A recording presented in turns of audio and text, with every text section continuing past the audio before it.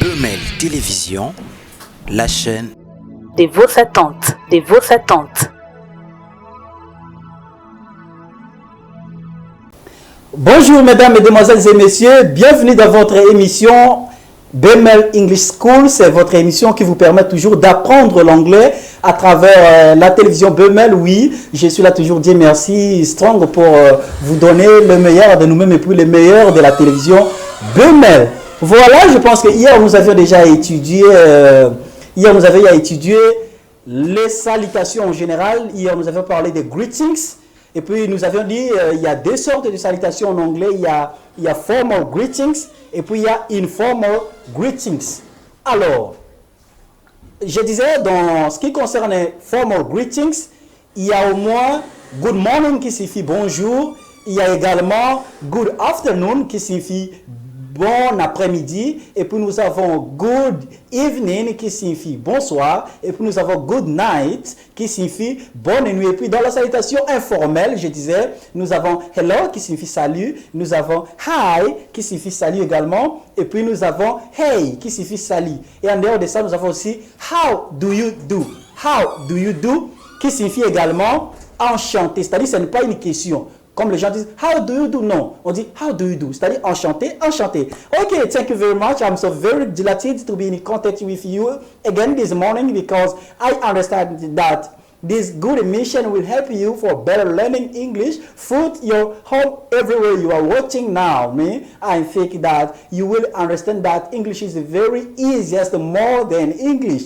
You will understand more than French also, should I say. English is the very easiest more than French. C'est-à-dire, l'anglais est tellement très facile que le français. Alors, mesdames et messieurs, pour la leçon d'aujourd'hui, nous voulons étudier le verbe être. Alors, le verbe être, en anglais, on dit the verb to be. Ça s'écrit V-E-R-B. V-E-R-B. Et puis, on dit verbe. On ne dit pas verbe, non. Donc, les verbes, en anglais, on dit des verbes. On dit des verbes. Donc, pour dire les verbes, en anglais, on dit des verbes. Alors, être. Le verbe être, maintenant, en anglais, c'est to be. To be. Le verbe être, en anglais, c'est to be. Le verbe être, en anglais, c'est to be. Je vous avais dit hier, on met tout devant un verbe. On met tout devant un verbe pour signifier que... On met tout devant un verbe pour signifier que le verbe est encore à l'infinitif, c'est-à-dire le verbe n'est pas encore conjugué. C'est pourquoi vous allez voir ici, nous avons tout qui est placé devant le verbe. Être ici, c'est be. Donc, tout s'est placé juste devant be pour signifier que c'est encore à l'infinitif. Nous le savons tous en français, infinitif, c'est un mode qui signifie que le verbe n'est pas encore conjugué, c'est-à-dire ça exprime l'état d'un verbe qui est brut. Voilà. Alors, le verbe être ici, nous allons le conjuguer aujourd'hui au temps présent, mes apprenants, my learners of English. I'm so very happy when I'm teaching you. Je suis toujours très content quand je vous enseigne. Alors, il y a deux temps présents en anglais normalement, mais on y arrivera, mais c'est juste des flashs. Il y a deux temps présents en anglais. Il y a les temps présents simples que nous disons simple present tense, et puis nous avons également simple present continuous tense. Il y a aussi les temps présents continuels, c'est-à-dire present continuous tense. Donc, le temps présent continuel, on dit present continuous tense. Present continuous tense. C'est le temps présent continuel. Alors, ici, nous allons conjuguer le verbe être ici juste au temps présent simple. OK? C'est-à-dire simple present tense. Je pense que vous comprenez au moins. Alors, la première personne du singulier, on dit am. Am, tel que vous le voyez. On dit am, c'est-à-dire on dit I am. Mais lorsque vous voyez le grand I qui est ici, normalement il y a A. Alors le A là est remplacé par l'apostrophe que vous voyez. C'est-à-dire c'est déjà la forme contractée. Comme c'est la forme contractée, on dit am. Am. C'est-à-dire je ne dis pas que ceux qui disent I am c'est faux. Non, on dit I am. Lorsqu'il y a A, on dit I am qui signifie je suis. Alors lorsque le A est remplacé par l'apostrophe directement, c'est déjà la forme contractée, on dit am. Ok? C'est-à-dire vous pouvez dire I am, soit am. C'est normal. Ok? Et surtout lorsque vous regardez des films chez les Américains, vous allez remarquer que la plupart des Américains disent am. Ok? Voilà. Donc, pour dire je suis en anglais, on dit I am, soit am, avec la forme contractée. Tu es. La deuxième personne du singulier, on dit you are. You are. You are. Qui signifie tu es. Tu es, on dit you are. You are. Qui signifie tu es. Après ça également, troisième personne du singulier, genre masculin, nous avons he is. He is. Donc nous avons he, qui signifie il, au singulier, pronom personnel. Ok, pronom personnel sujet, nous avons he, ça signifie il. Ça s'écrit avec H-E, mais on lit he, ça signifie il. Donc pour dire il est, on dit he is, qui signifie il est.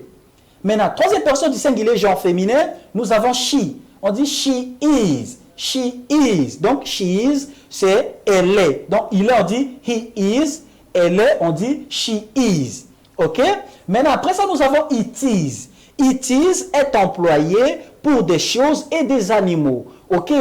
Donc, it is est employé pour des choses et des animaux. C'est-à-dire, je peux dire it is my table. Ça signifie c'est ma table. Vous allez voir que it is est employé pour des choses et des animaux. Si je peux parler d'un animal, je peux dire, si je vais dire par exemple, ça c'est par exemple mon chien, je vais dire it is my dog, parce que le chien en anglais c'est dog. Donc pour dire c'est mon chien, je dirais en anglais it is my dog. Ok? Donc ça fait partie toujours des troisième personnes du singulier. It is. Maintenant, après ça, nous avons we are. Nous avons we are. We are, ça signifie nous sommes.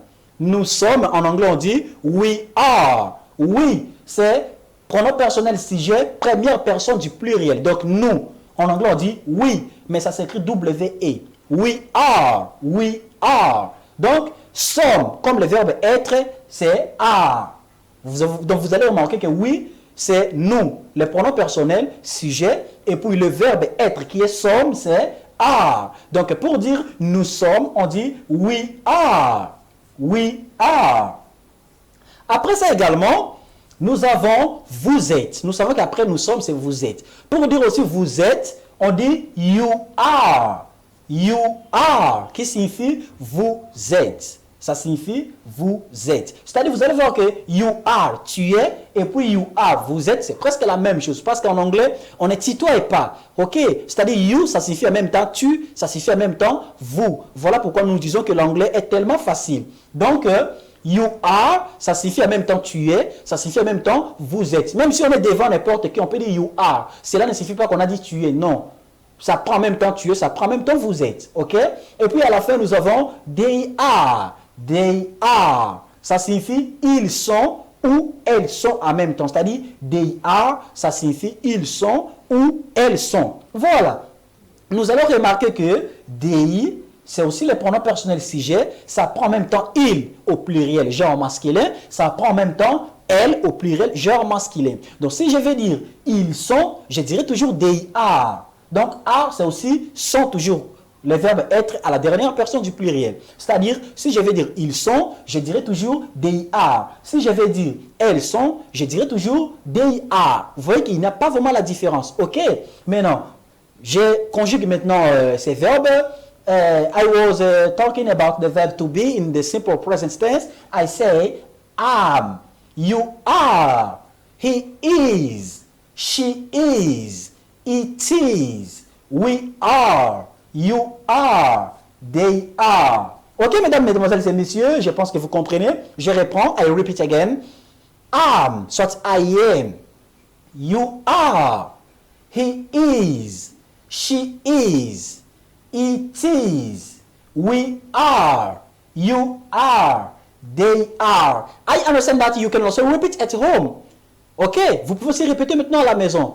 Okay? Because English is very easy. You will understand that my way of explaining is also very, I can say, I don't know if my way of speaking is very fast, I'm speaking very fast, or I'm explaining better this course, I don't know. But it is you to write for me the message on WhatsApp because my phone number is there. Vous allez voir que mon numéro WhatsApp est là, écrivez-moi et voilà, même après l'émission, appelez en cas de besoin, BML TV va vous servir. Ok? Voilà. Maintenant, j'ai des exemples ici pour vous. La première phrase, on dit I'm a student. I am a student. I'm a student. Soit I am a student. Donc, nous allons remarquer que I am, ça signifie déjà je suis. Ça signifie déjà je suis comme vous le savez. Hey, c'est le A seulement qu'on écrit, mais ça se lit hey. Hey là, c'est donc l'article indéfini. Ok? L'article indéfini en anglais, un ou in. En anglais, ça prend et ici, A ici que vous le voyez. Il y en a deux normalement. Il y a A qui s'écrit seulement avec A et puis il y a aussi an. C'est-à-dire ça s'écrit A et N. Tous les deux, ça signifie un ou une. Mais normalement, on emploie celui-ci seulement avec A ici lorsque ça se met devant un mot commençant par une consonne. Quand il y a un mot commençant par une consonne, maintenant l'article indéfini ici, on va mettre A. Mais si c'est devant un nom commençant par une voyelle, là maintenant, on ne va pas mettre A, mais on va mettre an. Par exemple, si je veux dire un ange en anglais, je vais dire an angel, ok? Mais je ne vais pas dire a angel, non. Parce que nous savons angel, ça commence par une voyelle. Donc l'article 1 là qui va se mettre devant le mot angel, ça sera au moins A et N, on lit an. Donc on va dire an angel. Maintenant si ça commence, si l'article indéfini là va se placer devant un mot ou devant un nom commençant par une consonne, comme nous voyons student, ça commence bien sûr par S qui est consonne. C'est-à-dire directement l'article indéfini qui va se mettre ici, ça sera A. Permettez-moi, ce n'était pas vraiment la leçon du jour, je ne parlais pas de l'article ou l'emploi de l'article indéfini, mais plutôt c'est le verbe être. Mais comme dans la phrase également, il y a une phrase qui est construite au moins avec l'article indéfini. Je dois au moins vous expliquer comment ça se passe. Ok? Donc nous avons à la fin student. Student, ça signifie étudiant. Donc pour dire je suis un étudiant, on dira I am a student. I am a student. Donc ça signifie je suis un étudiant. Je dis je suis un student, étudiant. Ok?